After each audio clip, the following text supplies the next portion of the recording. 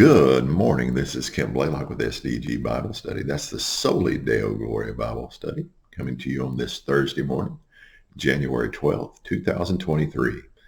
And we will this morning continue in our reading of the Jesus story, a blending of the four Gospels. Yesterday we left off with Jesus with some pretty poignant and pointed comments for the Jewish leaders, Pharisees, the Sadducees, and leaders that time. And we are going to continue with the reading this morning. So join me as we read from the Jesus story. Many people believed in him because of what he said. Then Jesus said to those who believe, "If you continue in my word, you will indeed be my disciples. You will know the truth, and the truth will set you free." "We are the descendants of Abraham," they said, "and have never been anyone's slaves. How can you say we will be set free?" "I tell you the truth," Jesus replied. "Everyone who practices sin is a slave to sin. The slave doesn't live in the home forever, but the Son does. That is why if the Son sets you free, you will truly be free. I know you are descendants of Abraham, but you want to kill me because you refuse to accept what I am saying. I am talking about the things I have seen in my Father's presence.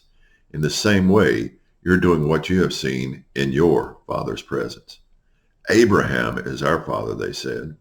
"If you were children of Abraham," Jesus answered, "you would do the things Abraham did.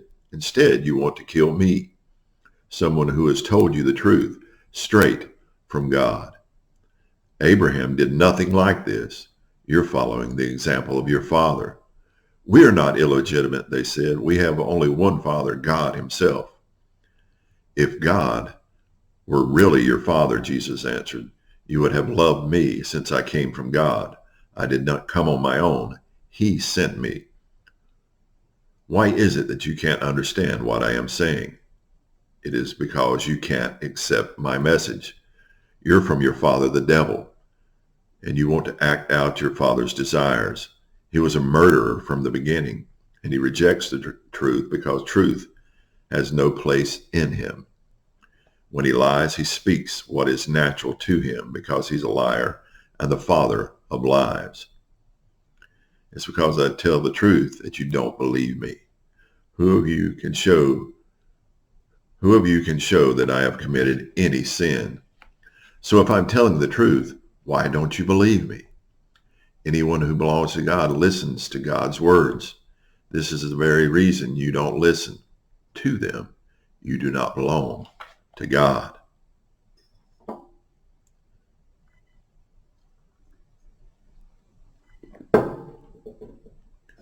"Aren't we right," the Jews answered, "in saying that you're a Samaritan and demonized?" Jesus replied, "I am not demonized. Instead, I am honoring my Father, and you are dishonoring me. Yet I do not seek after my own glory. There is one who is both seeking it and making judgments. I tell you the truth. If anyone will act on what I say, he will never experience death." "Now we know you're demonized," the Jews said.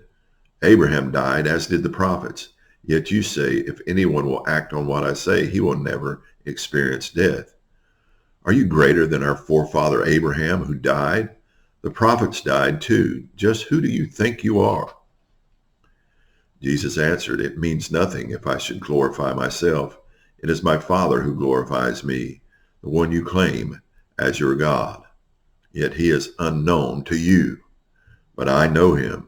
If I were to say I don't know him, I would be a liar like you.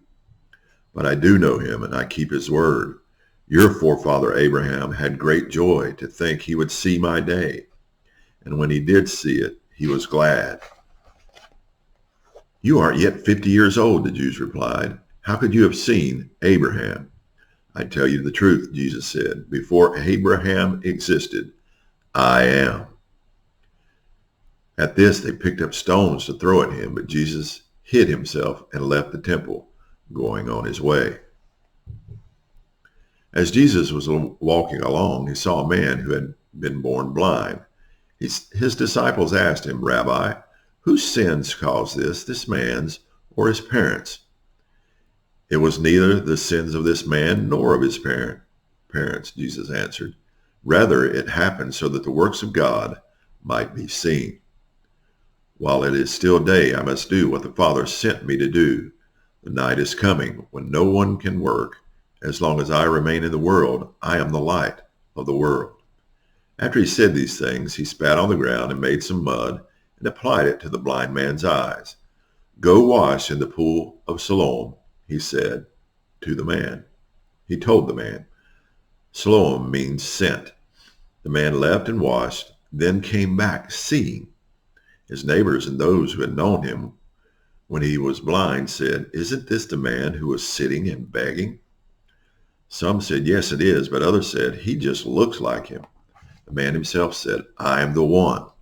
How did you receive your sight? They asked him. He answered, A man named Jesus made some mud, put it on my eyes, and told me, Go wash in the pool of Siloam. So I left and washed, and then I could see. Where is he? They demanded. I don't know, he replied. Then they brought to the Pharisees the man who had been born blind. Since Jesus had made the mud and given the man his sight on the Sabbath, the Pharisees began to ask him again how he had received his sight. He put mud on my eyes, I washed, and now I see, he said.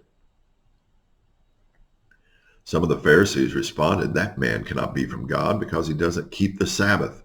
Others said, How can a sinner do miracles? So they were divided. They asked the blind man again, What do you say about him, since he gave you your sight? He is a prophet, the man replied. The Jews would not believe that he had been blind and had been given sight until they called his parents and asked them, Is this your son whom you say was born blind? If so, then how is it that he can now see? We know this is our son, his parents answered, and we know he was born blind, but we don't know how he is able to see now, or who gave him his sight. He's an adult. Why don't you ask him? He can speak for himself. His parents said this because they were afraid of the Jews, who had already agreed that anyone acknowledging Jesus as the Messiah would be kicked out of the synagogue. This is why the man's parents said, He's an adult. Why don't you ask him? Once more the Jews called the man who had been blind. They said to him, Give praise to God. We know this man is a sinner. I don't know whether he's a sinner or not, the man answered. But I do know this. I was blind, but now I can see. What did he do to you? They asked him. How did he give you your sight? I already told you, and you didn't listen. Why do you want to hear it again? Do you want to become his disciples too? At this, they ridiculed him and said, You're his disciple. We're disciples of Moses. We know God has spoken to Moses, but we don't even know where this man comes from. That's truly remarkable, the man replied. You don't know where he comes from, yet he gave me my sight. We know God refuses to hear sinners, but he gladly hears those who worship him and do his will. Never before in history has it been reported that someone born blind was given sight. If this were not from God, he couldn't do anything. You were born a wretched sinner, they said to him. Do you dare to teach us? Then they kicked him out. Jesus heard they had kicked him out, and when he found the man, he said to him, Do you believe in the Son of God? Who is he, sir? The man answered, so I might believe in him. You are looking at him, Jesus replied. He is speaking with you now. Lord, the man said, I believe, and he worshipped him. Then Jesus said, I came into this world to pass judgment, that the blind may see, and those who see might be blinded. Some Pharisees who happened to be there heard this and said, Are we blind too? If you were blind, Jesus answered, you wouldn't be guilty of sin, but since you say, we see, your sin is self-evident. I tell you the truth, anyone who enters the sheepfold by some way other than the door is a thief and a robber, but the one who uses the door to enter is the shepherd of the sheep. The gatekeeper opens the door for him. The sheep hear his voice, and he calls them by name and leads them out. When all the sheep are out, he walks in front of them, and the sheep follow him because they know his voice. They refuse to follow a stranger, but they will follow him. They don't recognize the voice of strangers. Jesus directed this parable at them, but they didn't understand what he was trying to tell them. So he spoke to them again. I tell you the truth. I am the door for the sheep. All those who preceded me were thieves and robbers, and the sheep refused to listen to them. I am the door. Anyone who enters through me will be saved and will go in and out and find pasture. The thief comes only to steal and kill and destroy, but I came to give them life, and life more abundantly.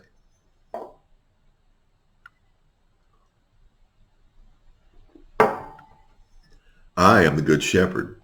The good shepherd gives up his life for the sheep. But the hired hand is not their shepherd and doesn't own them. He sees a wolf coming, abandons the sheep, and runs away. Then the wolf attacks the flock and scatters it. The hired hand runs away because he is a hired hand and doesn't care about the sheep. I am the good shepherd. I know those who belong to me, and they know me, just as the Father knows me, and I know him. I am giving up my life for the sheep. I also have other sheep who do not belong to this fold. I must also bring them, and they will hear my voice. At that time there will be one flock and one shepherd. Because I am giving up my life, the Father loves me. I give it up so I might claim it again. No one takes it away from me. I am giving it up of my own free will. I have the authority to give it up, and I have the authority to claim it again. I received this command from my Father. These words caused a new dispute among the Jews. Many of them said, he has a demon and is raving mad. Why listen to him? But others said, these are not the words of a demonized man. Can a demon open the eyes of the blind? And that's going to conclude our reading from the Jesus story this morning, as we've seen some remarkable things going on and some scathing words, really scathing words to the Pharisees, and also Jesus claimed to be God when he said, I am. The Jews immediately knew what he was claiming, and they picked up rocks to stone him. But then we see the words of him being the shepherd and the door, and no one can enter him but through him, and his sheep hear his voice. I hope you've heard the voice of the Good Shepherd this morning. I hope you have a blessed day today on this Thursday morning, January 12th, and that you'll give God the glory in it. Have a blessed day today. Soli Deo Glory.